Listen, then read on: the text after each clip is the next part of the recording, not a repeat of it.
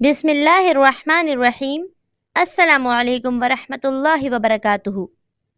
میرے پیارے دوستوں، میں ربیہ ناصر اپنے یوٹیوب چینل پر آپ کو تہہ دل سے خوش آمدید کہتی ہوں۔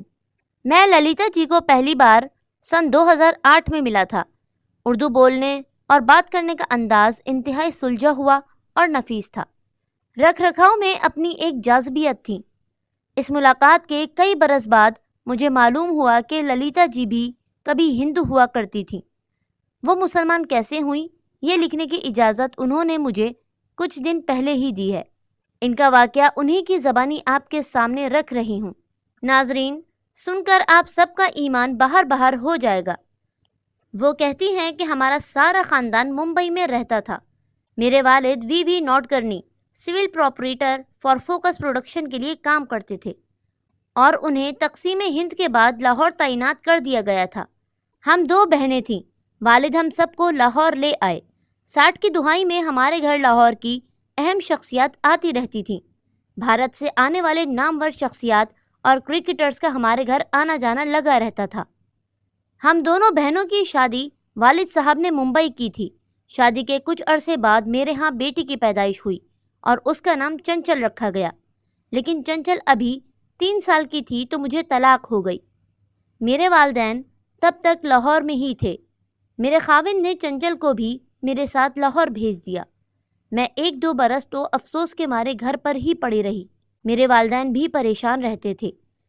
اسی دوران انہوں نے اپنے کسی دوست سے بات کی اور مجھے لاہور میں حکومت پنجاب کے ہینڈی کرافٹس کے شعبے میں نوکری مل گئی۔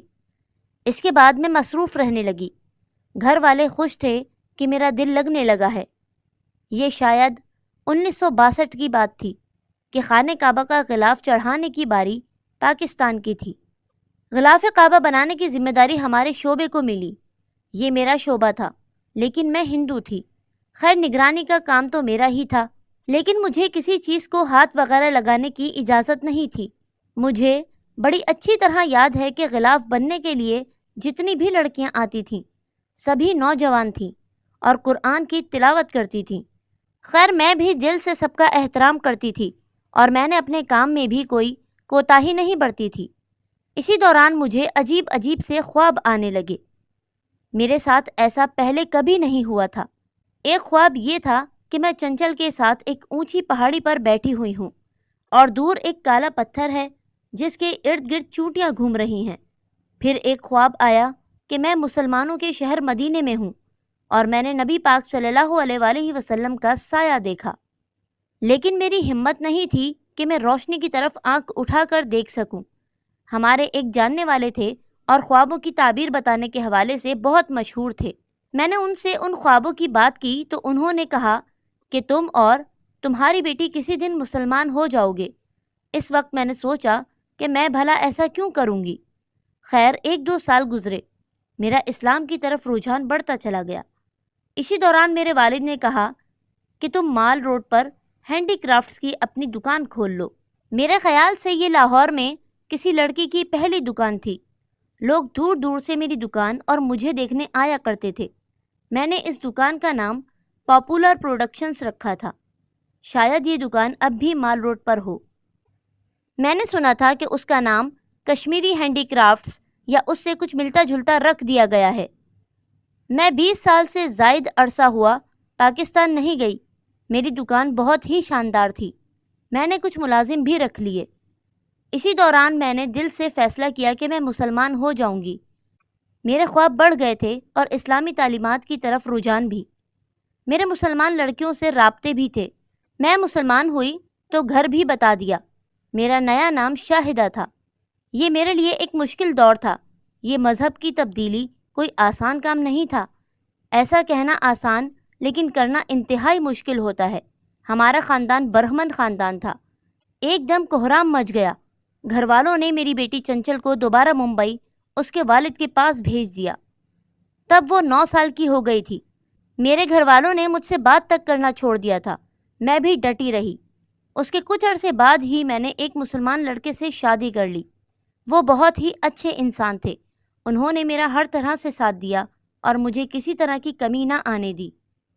میرے والدین تقریباً 10 سال مجھ سے ناراض رہے لیکن پھر تعلقات بہتر ہونا شروع ہو گئے۔ آخر والدین والدین ہی ہوتے ہیں۔ چنچل کی اس کے والد نے شادی کر دی اور وہ اپنے خاندان کے ساتھ کینیڈا چلی گئی، لیکن میرا مسلمان ہونا اس کے لیے تانا بنا رہا۔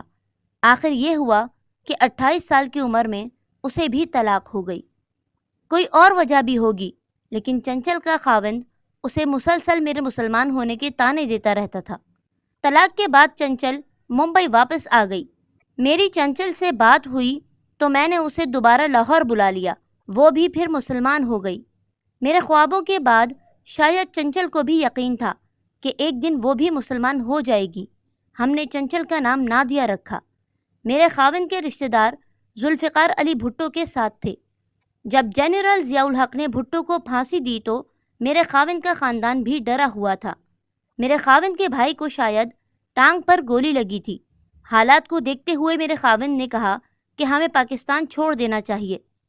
ہمارے پاس 2 آپشنز تھیں، ایک کینیڈا کی اور دوسری برطانیہ کی۔ ہم نے برطانیہ کا فیصلہ کیا اور سب کچھ بیچ کر لندن آ بسے۔